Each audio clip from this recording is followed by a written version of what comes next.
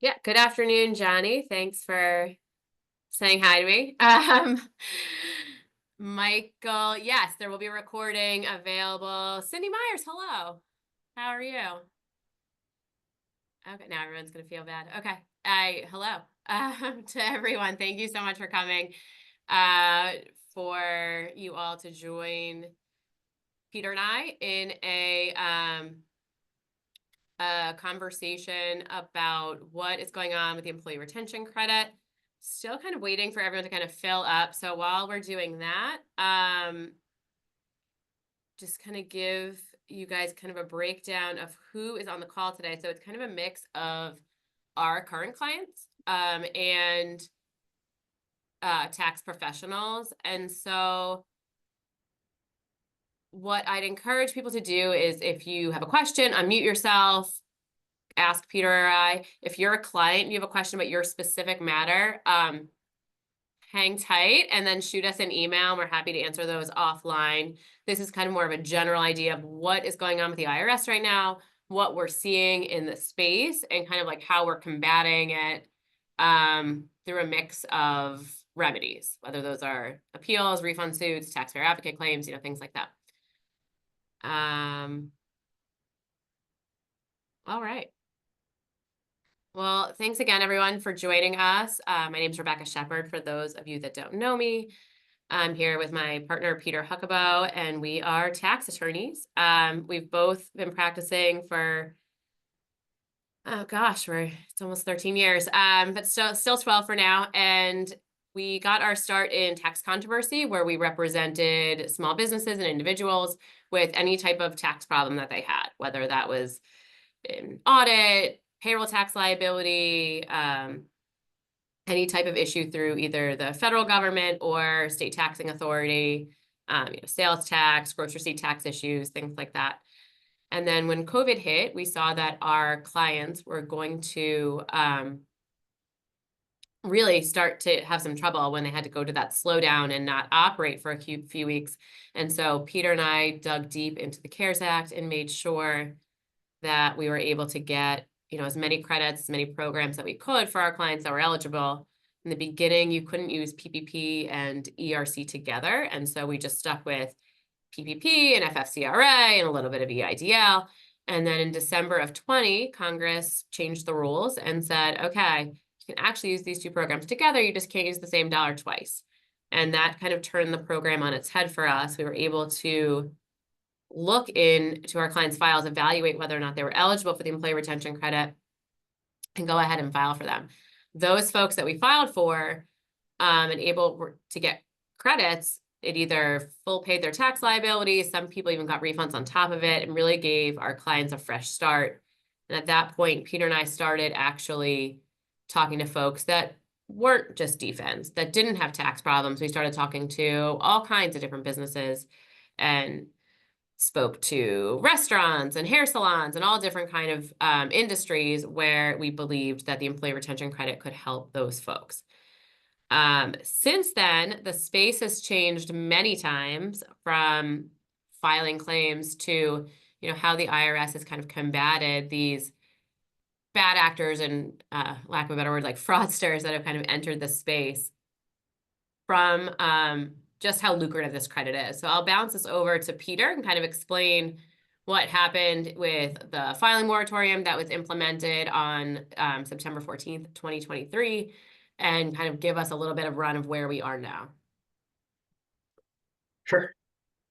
I don't know this is where we're going with that. Here we are.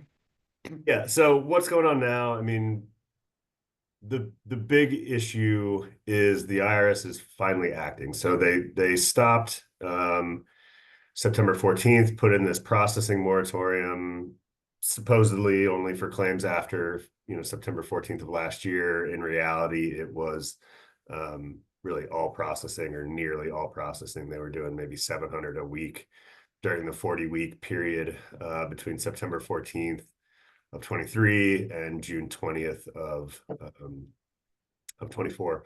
So, June of 24, the IRS puts out a notice, and it's not that they didn't do anything. There was a voluntary disclosure program. There were efforts to encourage taxpayers to withdraw their claims if they were inaccurate. But the IRS came out last month, 2 months ago, and said, okay, we've done our scanning project, meaning all of these things were on paper, paper filings, wet egg signatures. There's no e-file option here for employment tax returns. And so the IRS digitized all of these tax returns and analyzed the data. And they didn't really tell us how they analyzed the data or what they were looking for, those types of things. But they came back and they said, we feel like we understand all this stuff a little bit more, and we feel comfortable enough to start putting these things into buckets. And they put them into 3 buckets. One, they said represents low risk to the government, meaning the claims are probably correct. Of the million, they identified that as being 10 to 20%, so a couple 100,000. On the opposite end of the spectrum, still 10 to 20%, they said these are nearly certainty that they're incorrect, not necessarily attributing fraud or malfeasance or anything like that, but just we were very confident from our data review that these are going to be disallowed. Also 10 to 20%, so a couple 100,000.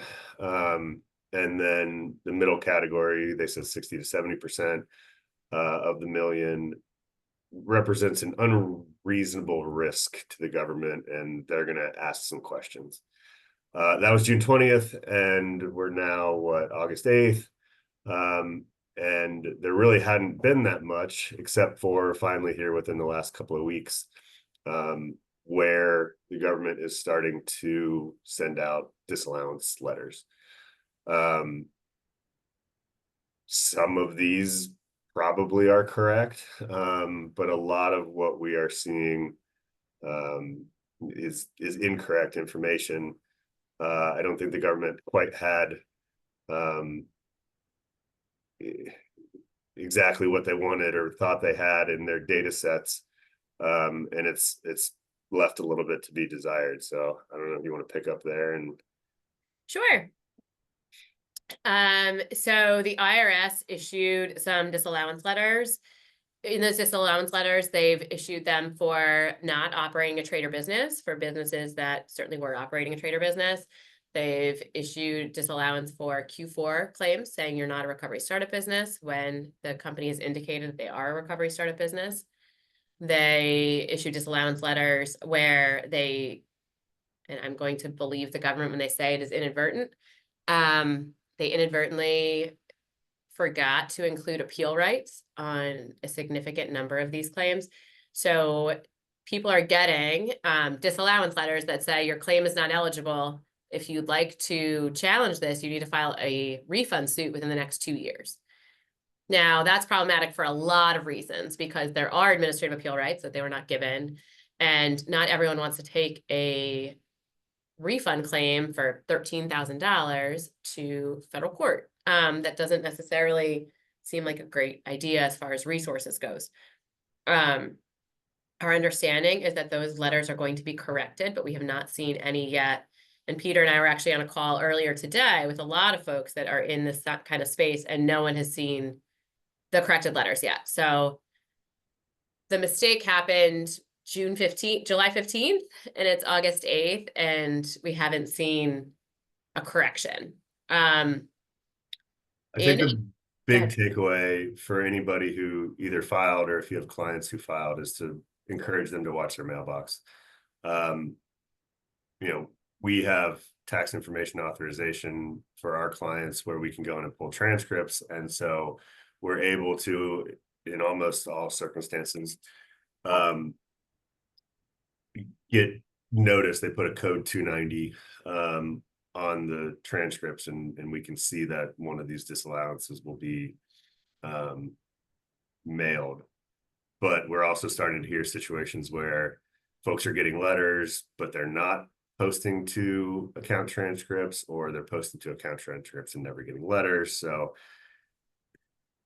there's not an easy fix for that stuff other than sort of watching the mailbox and making sure that you're being vigilant, because the appeal rights that Rebecca's referencing, are available for 30 days. And so there is, very specific action items that you have to take to perfect that protest and that appeal. So the IRS issued 28,000 of these letters. Let's say half of those people appeal. You've got 14,000 appeals going into the Independent Office of Appeals for the IRS, a division or department that is already pretty overburdened regarding regular exam, collection due process hearings. There's a lot of different things that appeals officers have to do, and to add this into it is going to further clog up that system. So be mindful, if your client receives one of these disallowance letters, that you've got 2 years to file a refund suit, regardless of whether or not your appeal has been heard. So calendar that date, make sure that you're aware of that. And if you need an extension, there's a form 907 that you may be able to file in order to kind of extend that 2-year date. There's some questions. Let's go Starting to look through those. So first from Matt, is the IRS giving any additional scrutiny to early claims who may have used less qualified tax prep firms? When you say early claimers, do you mean people who've already received refunds? Because I think at this point, all of the resources or most of the resources are given to folks that have not received their refunds yet. I do have an exam where the client has already received funds, but it was an income tax exam that kind of pulled in ERC through the amended income tax return, rather than just a regular payroll tax audit where they've received the refunds. So I think most of those resources are going to be there. In addition to all this fun stuff, there was proposed legislation that was voted on very recently. So it was voted on in the House, the tax bill on January 31st, and it passed overwhelmingly bipartisan. Has expanded the child tax credit, gave back double bonus depreciation. There's all these lovely giveaways, and they were going to pay for it by ending the ERC program and also increasing penalties and increasing the audit statute from where we are now to 6 years from the date of processing, which, since a lot of these claims, 1.4 million anyway, have not processed yet, that is a pretty large statute limitations to assess a claim. It passed the House in January. It was voted on the Senate last week. My sense of time is off a little bit. It was last week. It did not pass. It did not get the 60 votes needed. And so at this point, it's dead in the water. But because of the TCJA, Tax Cuts and Jobs Act, where a lot of things sunset in 2025, there will be a new tax bill proposed next year with different members of Congress and, absolutely a different president. And so it's unclear what that's going to look like as far as whether or not the ERC piece of it is still going to be there, or is it going to be changed or different. I know the government is pushing really, really hard to get that statute passed because they feel they don't know. They're feeling like they're put in a position where they don't know how to actually handle the volume of claims that have already been paid, and to process the claims that have not been paid yet. A really long way of answering that. I apologize. I forgot what the question was. It's exactly how I answered it. What is the status of the moratorium? It's still ongoing. Yeah, and this is something to consider if you're trapped by the moratorium. So the moratorium, by definition, is after September 14th. That June 20th announcement from the IRS made it very clear that there's no specific plans to end the moratorium. They're not focusing on those claims. They are going to process refunds from the claims that were filed prior to September 14th. They're going to do it on a first in, first out basis. So in some regard, they weren't going to get to the moratorium ones anyway. So why say that the moratorium's not in place anymore? But if they really are going to try to do this in a first in, first out, and they're saying the moratorium is still in place, and if you filed, you know, this year or something, you're probably not going to get a refund anytime soon. And so what is happening across the country, and Rebecca mentioned being on a call with some other attorneys and CPAs this morning, refund claim litigation is starting, and it's starting in a big way. And these cases are starting to pick up, and court cases are being filed. We're filing one this morning. We filed one last week, for folks who need these resources and these refunds. I mean, yes, there's a lot of fraud. Yes, there's a lot of, misunderstanding about the credit. It is very challenging, and complicated to work through, but it is a very real law. Congress got together 4 times and passed the universal legislation that we call ERC. And, within the tax code are remedies for situations where the government doesn't pay a refund that businesses are entitled to. So that stuff is starting to pick up, to the extent, clients are coming to you and asking you, what are my options? We can talk through some of those, but the moratorium is very much in place still, with no end in sight. Yeah, I mean, it's an accurate outlook, even though it's not very joyful. Right. Typically, Peter's very joyful. Your thoughts on amending returns picking up income due to legit 2022 ERC claims, but still waiting for ERTC refund claim. They end up paying tax and income they're still waiting to receive. I can tell you the IRS's position is that once you file a 941, taking the credit, you are supposed to then make a corresponding adjustment on your income tax return, reducing your wage expense by the amount of the credit. I can also tell you that most folks do not do that unless they've received their money.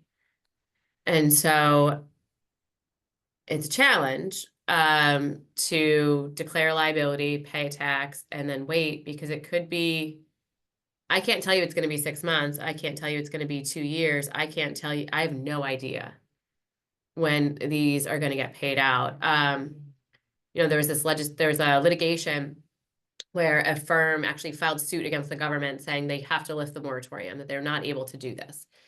And in the response, the government said, we don't need to process these returns. These taxpayers have an avenue. They can file these refund suits. We don't need to process the returns because they already have a way to remedy themselves, which it's not a good remedy for everybody. And so it's really, really important for you to know that, like, the government could be taking a while on these, I guess, again.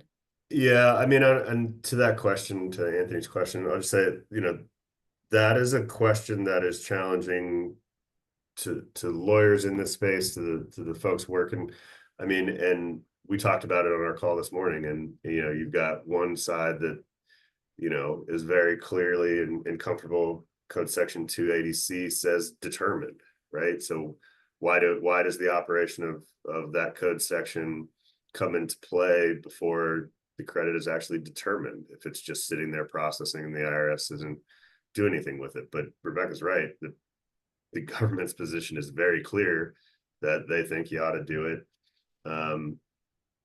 when you make the claim. But those are really hard issues to deal with and work through. All right, Michael, is there a way for us to see which bucket we landed in with our claims? No. Not only that, like, they're not even giving the different criteria that they're using in order to evaluate each claim. We know that the bulk of the disallowance letters that went out were either not operating a trade or business, no government orders in the period that you claim. But the not operating a trade or business is compounded, or there are issues because of disregarded entity rules, or and S corps changing and all different kinds of things, aggregated groups and how things work out. But that, and then Q3 claims. So a Q3 2021 claim could be in that deemed ineligible bucket. Even if you qualified based on a claim in gross decline in gross receipts. They don't have the information to look at it. For those folks that aren't as familiar, which hopefully this is not too confusing. You know, the 941 doesn't have any information on it that explains why you're eligible. It doesn't say why you're an eligible employer. It doesn't say what companies you aggregate with. It doesn't say what orders did you rely upon to come to your analysis. It just gives the numbers of the credit that you're eligible for, you think that you're eligible for. So the government's really operating in the dark, and they haven't changed the form still, 2024. And they have not asked people for documents for a lot of these cases. So they're making these decisions based on the information they have, which could be incorrect. And we just don't know what they're basing it on. Lenny, are claims being treated differently based on when they were filed? Yes. So if you're filed for pre-September 14th, then the IRS has said that they are going to do it slower, but they will process your claim. If you're filed after September 14th, they're saying they will not. As of right now, they are not processing those claims. So the only real way, if you had a severe enough financial hardship, we could try going to the taxpayer advocate with that case. But the only other way to combat that is to file a refund suit, because it could have been 6 months. In the taxpayer advocate, we had some claims pay this week that have been working their way through that process. It's not a quick process. And, you know, in addition to the systemic delay, you definitely do want to have a financial hardship by not having access to these funds. So that does somewhat remain viable. The refund claim litigation is much more definitive. May or may not be faster. That's sort of yet to be seen.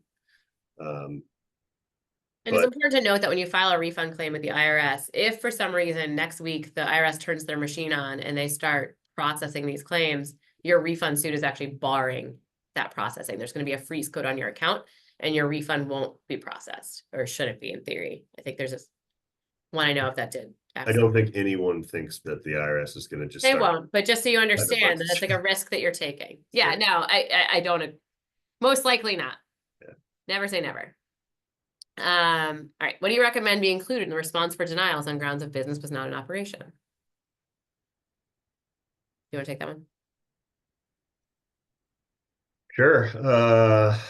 I mean, right, you're trying to show the business activity, show what's going on, show that you have articles filed, you're filing tax returns, you're doing the other things you're supposed to do. I mean, I think a lot of those are going to be situations where they're disregarded entities, and you've got situations where things are being reported on a social versus an EIN, and you know, you really just need a warm body to talk to. So these appeals, you know, there's rules in when there are disallowances about how you properly put, you know, the issue before the appeals officer. For cases where the amount of issue is less than 25,000, it's relatively informal. Since ERC numbers get pretty big pretty quick, just because of the way Congress structured this, most of these are going to be requiring formal protests. So you've just got to make sure that you are at a minimum, and we call these skeletal protests, putting the 5 or so things that you need to have in there to be able to advocate later when the appeals officer picks up the case. You know, there are rules about what an auditor can consider and what issues they can raise on their own. An appeals officer, right?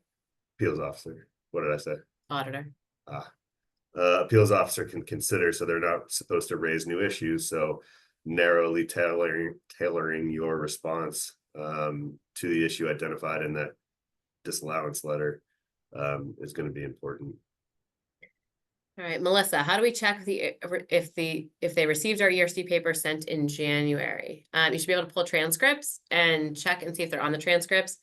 We've seen like 3% of cases where the returns are not on the transcript, but they exist in the system. And if you call and ask for like a modified Schedule A, they can find it. And they'll give you a printout that is like all gobbledygook, but it has like a date in there and you can go by that date. I think eventually they will all be on the transcript. Somehow, like several weeks ago, a lot of January filings just got updated onto the transcripts, like 2020 filings. No idea how they operate or how that would work out, but it's one of the things. All right, this one's going to be to Peter. Can you speak to how the Chevron case might help with ERC cases?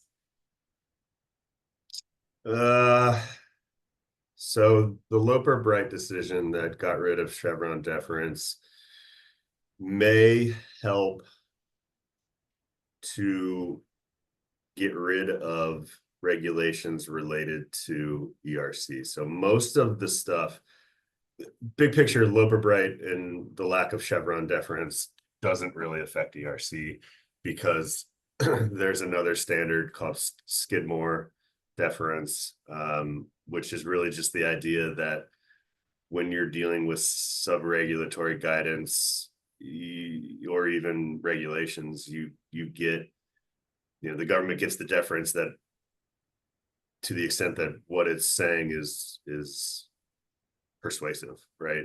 It's really just saying, well, if you've convinced the court, you've convinced the court. The issue with Loper-Bright and ERC is going to come down to situations where a taxpayer is arguing that the government didn't have the authority to issue the regulations in the first place because Congress didn't give it specific authority, and therefore the government in effect can't make an assessment after the fact related to ERC. I think the government has a big problem there, and that the Loper-Bright stuff probably does impact that. But in that situation, you're finding a taxpayer who has already received the refunds and they're unwinding it and making assessments, and you're challenging that stuff. We're not there yet. That stuff will happen. But now when you're just making arguments in exam or even in some of these court cases, I think all the parties agree that Skidmore is the case that would control. Have any low-risk claims been received since June 20th? Yes, Vince. We got some refunds this week. But not in the ordinary course, right? Those were ones that went through the taxpayer advocate. Correct. And they are a claim at a time. So these disallowance letters and these refunds that are going out aren't looking at a taxpayer as a global taxpayer, like 5 returns, all 5 getting processed.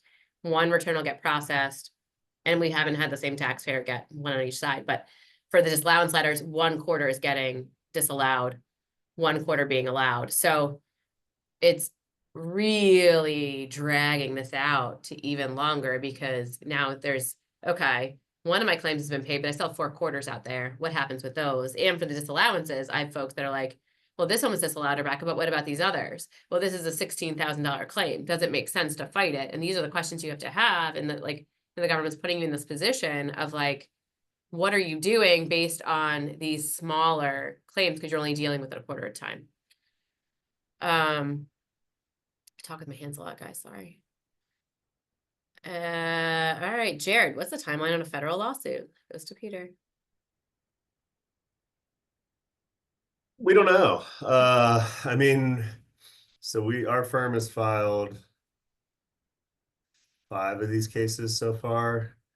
The government gets 60 days to answer. I mean, the way this works is, you sue the United States of America, but practically what does that mean? Well, you've got to get it to the commissioner and to the IRS. You've got to get it to the Department of Justice in the tax division. And the way it works is the IRS gets the lawsuit and they write a defense memo. That defense memo goes to the attorney from the Department of Justice Tax Division, who is actually staffing the case. We had one reach out, a tax division attorney reach out last Thursday because the answer was supposed to be due Friday. And he said, hey, I just got this memo. Can you agree to a week extension? And yeah, I mean, I'm not going to mess with the government on something where they're only asking for a week extension. So that's 60 days right away. And then it really comes down to, I think, what are the facts in the case? What's the theory of the case? Who's staffing it? Who's on the other side of it? Because a lot of the conversations that we've had have been encouraging. And I think a recognition that some of this stuff can be done informally. We spoke to some attorneys who have also filed these types of cases. Their conversations largely were positive. Now, we sort of self-filter into a group. So this group that we're in, is starting with gross receipts claims mostly. Maybe there's some partial suspension in there, but they're starting with stronger cases to try to go out there and get good law. And so, if somebody comes in and they're doing a full partial suspension claim and, it's based on OSHA or something like that, then expect formal discovery and notices or motions to dismiss and motions for summary judgment and those types of things that you're going to have to survive, that's going to drag out the process. But we're sort of just now getting into that informal discovery phase. At least how we've approached it is we've done bank deposit analyses. We make sure that those BDAs make sense with the P&Ls that are already in existence, and we make sure that they are in line with income tax returns and what someone else is otherwise reporting. And so we feel pretty good that we'll be able to do a lot of this informally. It sounds like a lot of the cases around the country, at least on gross receipts, are being done informally. But there's going to be a revenue agent assigned from the IRS that's going to work through those things. And, those revenue agents also have other cases and other things going on. So, I mean, it's going to be certainly months. Hopefully it doesn't extend into a year plus, but we don't really know. Can you give a rough range of costs to file a suit for refunds in federal court? It's going to kind of run the gamut there. Some folks want to do hourly representation. Others want more of like a contingency fee model. We're open to having those conversations, but it really is like fact dependent. I've applied in May 2023, have not heard from IRS. Who do we contact in IRS for follow-up? You can call the main number, be prepared to be on hold for a very long time, and that they're not gonna be able to tell you a whole lot. You could file a taxpayer advocate claim, then at least you have somebody to follow up with and explain why you're eligible and why you think that the government should expedite your refunds. Like Peter said, those are the cases that we filed that have gotten paid. And so we're hopeful that others that we have filed will also get paid, but there isn't like a good department for this. And most of the people you're going to talk to are just going to say there's a moratorium in place and we're not processing. Ronnie says, would you suggest that we start with an advocate before filing a lawsuit? It depends. Give us a call and we can talk about it. Russell, what is the guidance of the 3-year window to file an amended income tax return is passed before an ERC refund is received? Does the IRS have any income tax audit rights after 3 years?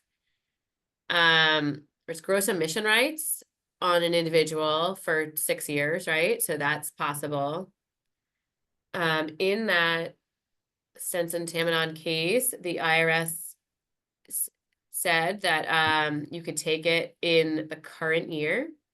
This new information. Which is, of course, against all the guidance that they have previously put out Yeah, about guys. how it works.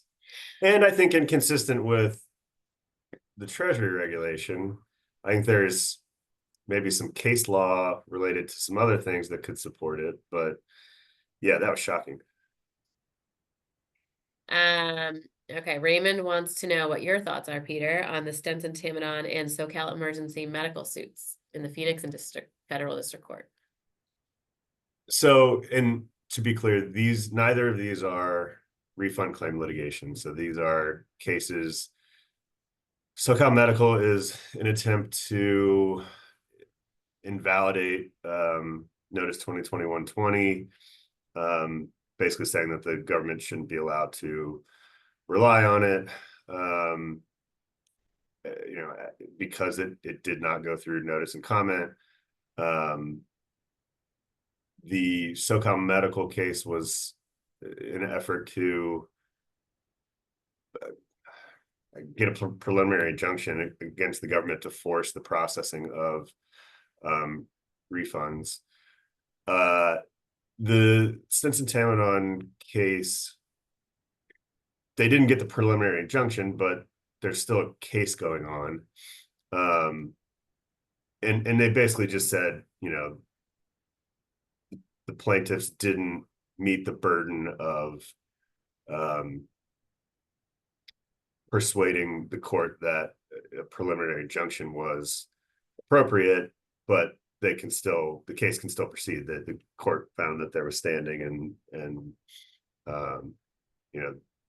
certainly in the oral arguments expressed some concerns about what the government's doing, but it's just going to play out, and we still have to keep an eye on that.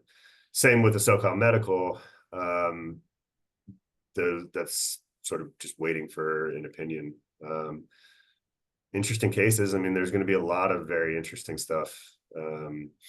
Lawsuits related to PEOs. There'll be lawsuits related to the Loper Bright stuff that I was talking about, and whether or not the regulations are valid. Because if you get rid of those regulations, the government doesn't have a mechanism to assess the tax, and so it's going to be really challenging.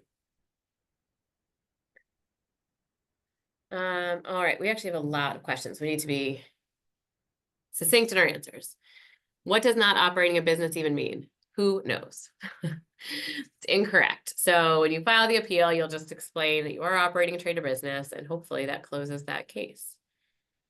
Is there any guidance as to the mechanics and statement verbiage of filing a protective refund claim where the income tax return was amended to reduce wage expense and additional tax paid, but the ERC claim has not been paid and may or may not be allowed? Statute of limitations is approaching and making CPAs nervous. I don't have sample language or anything, but I'm happy to talk to you offline. If you want to give us a call, we can talk through it. The answer is yes, though. There's very specific stuff that you have to put in there for it to be considered a refund claim or a protected claim.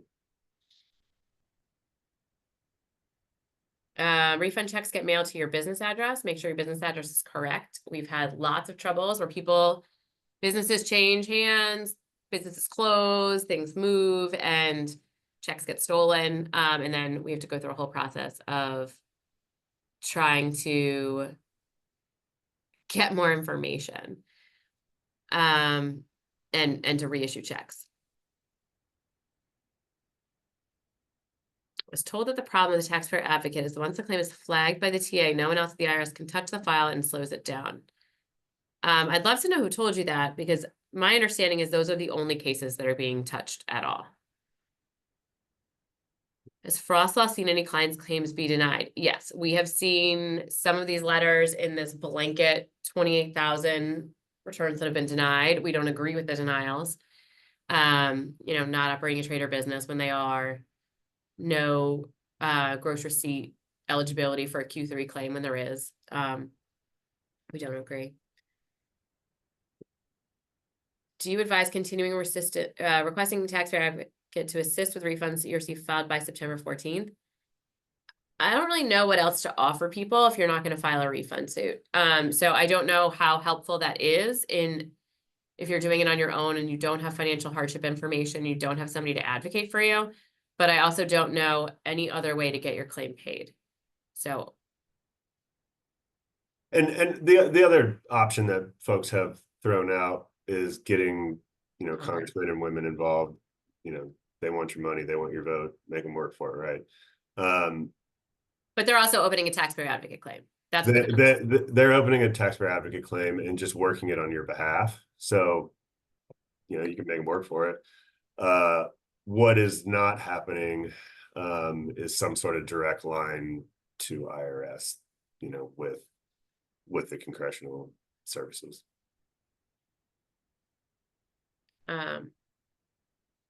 All right. We've seen interest and penalties for the adjustments in wages. Do you think that legislation will get involved to stop the interest and penalties? I have no idea. Anthony, if you have questions about cases that are filed in litigation, feel free to reach out to us on the side. We've had 4 clients denied for Q3 2021. Our CPA partner said he's received some for his direct clients. Is it safe to assume all Q3 2021 and maybe even Q2 will be initially rejected? Nope. No. It's unclear what they're doing, but those, make sure if you want to talk through like the best way to appeal those, if you have questions, feel free to give us a call. And we can talk through it. There are several instances where we pull transcripts a year or more after filing and amended return does not appear. Normally, we would resubmit the claim, but any ideas on how to address 2020 claims now since the statute of limitations has expired? We've certified mail receipts. I'd call. The IRS might have them. And if the IRS says they don't have them, I would open a taxpayer advocate claim and show that you have your certified mail receipts. And make sure that, you get those logged as timely.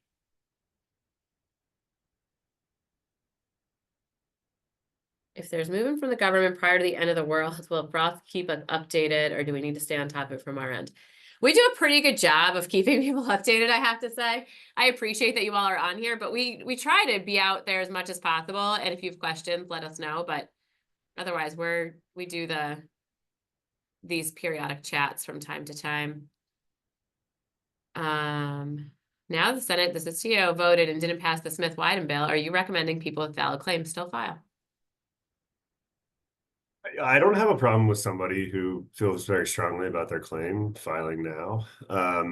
There's still a risk, right? Just because this bill didn't pass doesn't mean that the next Congress can't do the exact same thing, even if it's the exact same language, and pass it and make it retroactive back to January 31st, September 14th, anything they want. There's there's case law, certainly from the Supreme Court, where they're just fine with retroactive tax bills, especially tax bills. I mean, so it's not criminal in nature. So, civil law that is retroactive is typically fine. Now, query what this court may do. I mean, maybe they'll do something different, but there's certainly case law to support tax changes that are retroactive. So if you file now, it may be for naught. We don't really know. But if you don't file, it's definitely for naught. You'll never get it then. Right. Thoughts on filing a lawsuit for those post September 14th filings? Though that's the only way a post September 14th filing is going to get paid within a year. That's my take anyway, and that's Peter's take also, is that they're doing first in, first out at $700 a week. And there's 1.4 million claims. So pre-September 14th, there's 880,000. If you filed October 17th, you are ripe for a lawsuit, and it is a way for you to get paid. So that's certainly one to give us a call if you want to talk it through.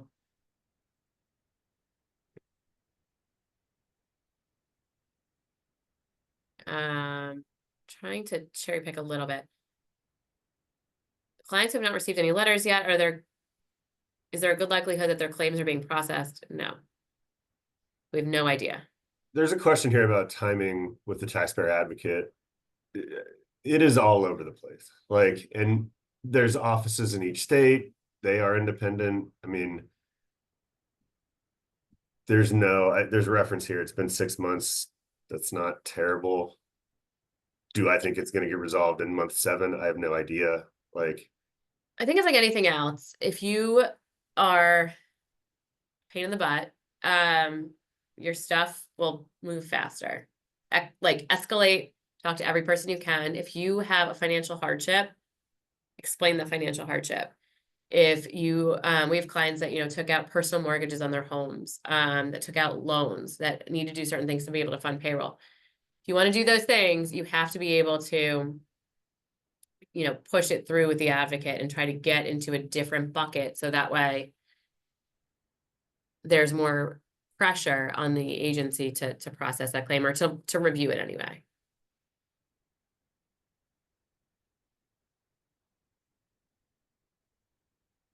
Susan asked, if you file through a PEO, can a taxpayer advocate help you directly, or would the PEO have to initiate the taxpayer advocate contact? That's a good question. We have not filed a taxpayer advocate claim on behalf of a client that filed through PEO. Yeah, I don't think the IRS or taxpayer advocate's going to do anything for the client of a PEO. That's been their position. There's a generic legal advice memo, not directly on point to that question, but really explaining the relationship between the IRS, the PEO, and the customer. And so the government's position is very hands-off. We have looked at whether or not a customer of a PEO could file a lawsuit directly against the government, so removing the PEO from the conversation. And we feel fine about it. Obviously, but there's no case law on point. There's not a code section I can point to that says I can do this. So I think that any customer of a PEO who is filing a lawsuit, and we're working on getting one out there now to try to make some law here. But that customer should anticipate a motion to dismiss, and have to survive that. And so I think that we'll go to trial on some of these issues, but the government's not otherwise paying these claims. This is still likely the more expedient route to, receiving the refunds. Scott said at $700 per week, it's going to take 38 years to process all of these claims. There has to be another way. Agreed. That's kind of where we are. And I'll say the space changes on a monthly basis of where we are with things and what our advice is to do and how to move forward. The government in the beginning, the moratorium is in place, it's supposed to be through December 31st or up to December 31st. And then early in the year, the government said, Commissioner Werfel spoke to Congress in a closed door session saying that he hopes that the moratorium is going to be lifted by late spring. The absolute last hour of spring, they issued this notice saying that the moratorium continues. Their concern, if they lift the moratorium, is that all these bad actors are going to start filing claims again. I'm not entirely sure why that would be the concern versus the 1.4 million that are sitting in limbo that are earning interest every day. But that is the thought process anyway. Does IRS have a dedicated phone number for ERC claims questions? Nope, they do not. I think we got through all of those. There's questions in the Q&A box also. Oh, I know. Here we are. Government alleges company owes payroll tax for the same period of time an ERC claim is not processed. Is there any priority in this situation? We've had situations like that where revenue officers have been assigned saying, hey, there's a liability here. Not necessarily in the same quarter, but like there's a liability. What's your client planning on doing about it? And we'll explain and like show the quarters and say, look, like this is what we need to do. Here are the refund returns claiming a refund. Any way to expedite them. And sometimes it's helpful, sometimes it's not. At least sometimes it can get that like collection off your back a little bit to show that the reason there's a liability is because you're waiting for your refunds. There will be a recording of the webinar that's going to be issued tomorrow morning, I believe. Okay, just to be clear, I filed ERC in 2023. I was supposed to pay taxes on the refund before ERC was processed. My personal taxes S corp are in reject department due to not claiming emergency disaster relief. Is this why I may be in a position where I can't afford to pay the taxes due to not getting my ERC claim processed? Chad, why don't you give us a call after or shoot us an email and we can talk through that specific situation. If you received a claim in 2023, big refund, you need to file an amended return. Also in 2023, you paid out the money. You need to file an amended return in the year that you claimed the credit, and then the interest payment gets logged in the year that you received the money. That's clear. Oh, okay. What do you do if your tax preparer will not accept the claim for refund as filed? That's a give us a call and talk us through the question. OPR, there's a lot of fear mongering with this stuff where preparers are being told not to take the wage deduction or the wage expense in the year that the credit is claimed if they don't agree with the theory of eligibility. So accountants are concerned, rightfully so, it's understandable to do that because they're being told that if they do, then they can be in trouble or on the hook for an improper tax position. So it gets confusing. I would say give us a call or shoot us a message. Peter, how do you check on an ERC claim when you file through a PEO? Ask the PEO. There's not much you can do. I mean, the relationship that the government cares about is its relationship with the PEO, and it's taken the position that it's the PEO's 941X. Sure, you may be, one line on a Schedule R that the PEO is filing on your behalf, but you don't have any ability really to get any information directly from the government, to include whether or not it's been filed. I mean, and that's been an issue as well, is like, how do I know that you actually filed this? Am I on this schedule? This is, just hopefully how they don't do it next time there's a pandemic and we need tax credits. There's a big long list.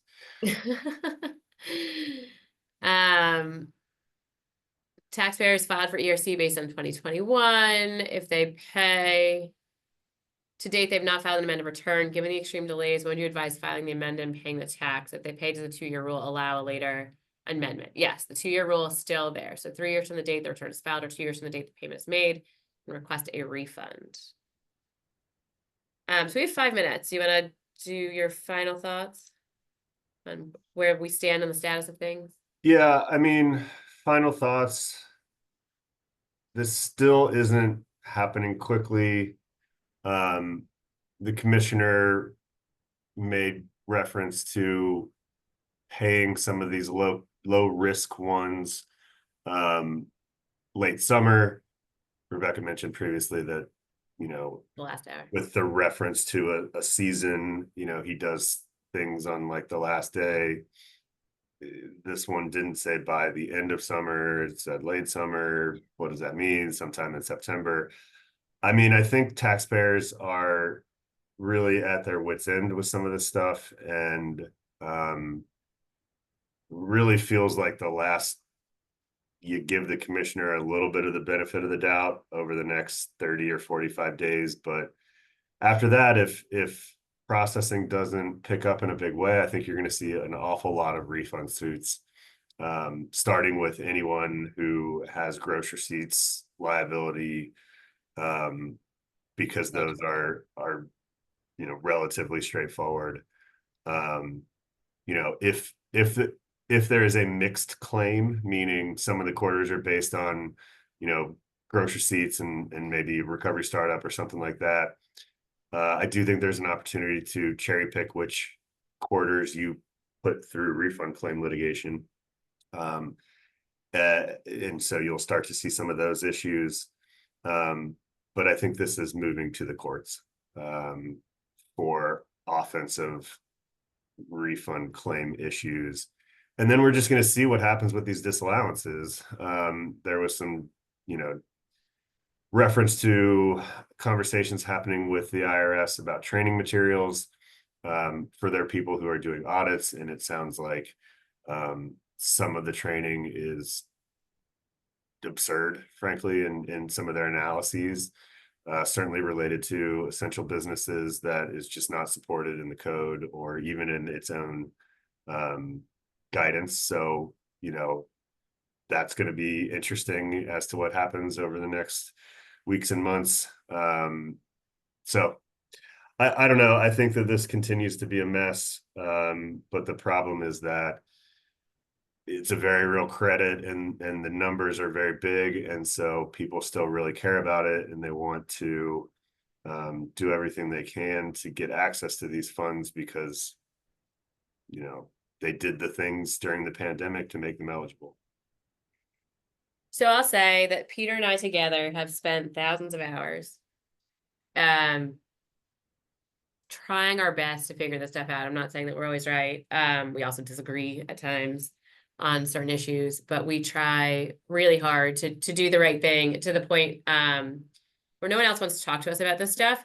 So if you do want to talk to us about this stuff, please feel free to give us a call. Basically like Def Leppard in 1987, and we'll never be this cool again. So you might as well take us up on it and get some free advice, see if we can help your situation. Obviously, if you want to hire us, that's great too, but we're really just in the business of making sure that people are doing the right thing and getting help if they need it. We know it's complicated and challenging. The commissioner has said this is a very complex tax credit, and that people should seek out the help of tax professionals. So we are offering that help. And the bonus for us is that we actually get to talk about this. As you can all tell, neither of us are short-winded, so we're happy to discuss.